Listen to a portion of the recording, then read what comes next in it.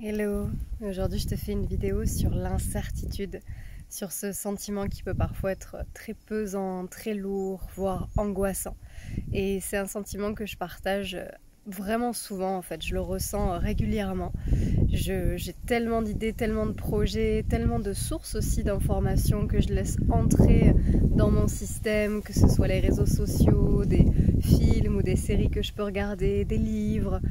Voilà, en ce moment c'est l'hibernation un petit peu et entre mon temps en nature et tout ce que j'absorbe, il y a beaucoup de stimulation en fait. Et c'est une période de ma vie où je transitionne. C'est la fin de l'année aussi, enfin voilà, il y a beaucoup de choses qui se passent qui font que je me questionne en fait. Qu'est-ce que je veux vraiment? Est-ce que cette vie à l'étranger c'est ce dont je rêve, ou est-ce que c'est juste manipulé par les médias et par toutes ces choses que j'ai regardées en grandissant? Est-ce que c'est le rêve à l'américaine entre guillemets, ou est-ce que c'est vraiment ce que mon être profond souhaite vivre et expérimenter?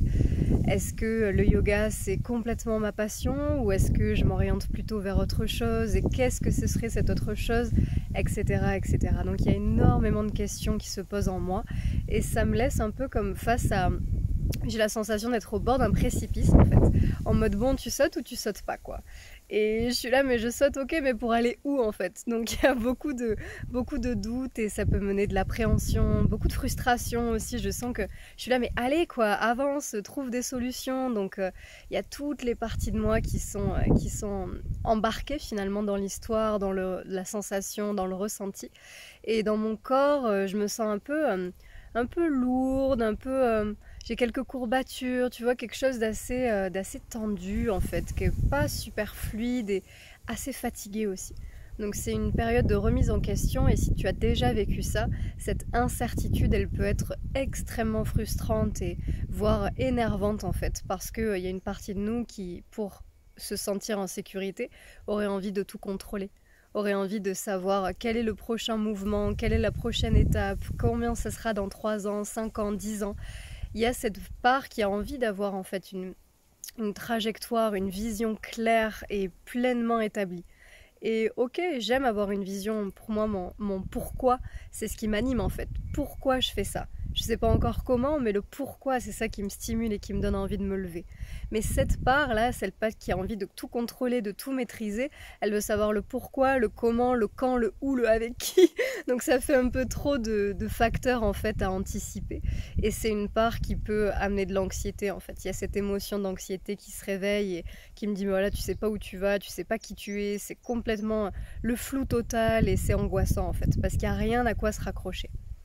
Dans ces moments-là, je m'invite, et donc je te partage cette invitation-là, je m'invite à me dire mais en fait profite là, profite d'être largué complètement, comme une invitation à prendre du recul, à écarter ton champ de vision pour finalement saisir cette opportunité de voir toutes les choses qui te plaisent, toutes les choses qui t'intriguent, et tu te dis ah peut-être cette formation, ah peut-être ce pays, ah tout ça là, toutes ces choses qui te stimulent, qui te donnent envie d'aller faire des recherches, qui t'intéressent de près ou de loin.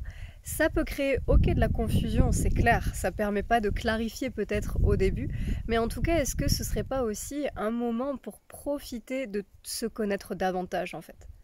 Ok, j'arrive pas à me projeter, ok, j'arrive pas à avoir d'idée claire sur ce que je veux vraiment ou ce que je veux pas, ben peut-être que c'est le moment pour moi de vraiment partir à ma rencontre encore plus profondément.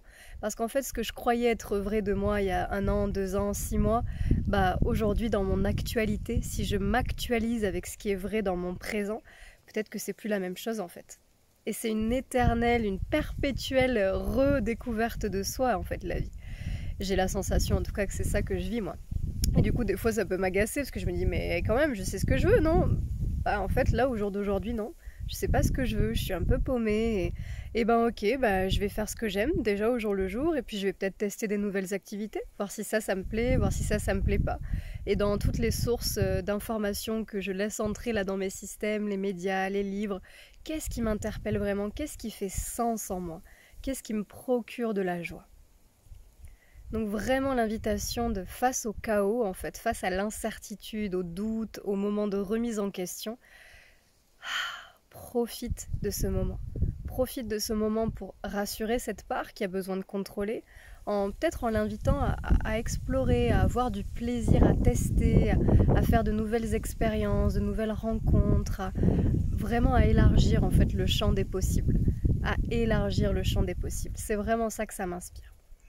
Et puis progressivement, si ça t'amène à faire un choix entre plusieurs nouveaux cursus à faire, si c'est un changement de carrière par exemple, ou est-ce que je reste ou pas dans cette relation, ou qu'est-ce que j'ai envie de faire aujourd'hui tout simplement, avant de faire un choix, poser, respirer, relaxer en fait le corps. Relaxer le corps et accepter qu'on est un vaste territoire intérieur et qu'il y en a encore plein des endroits qu'on n'a pas découverts de nous-mêmes.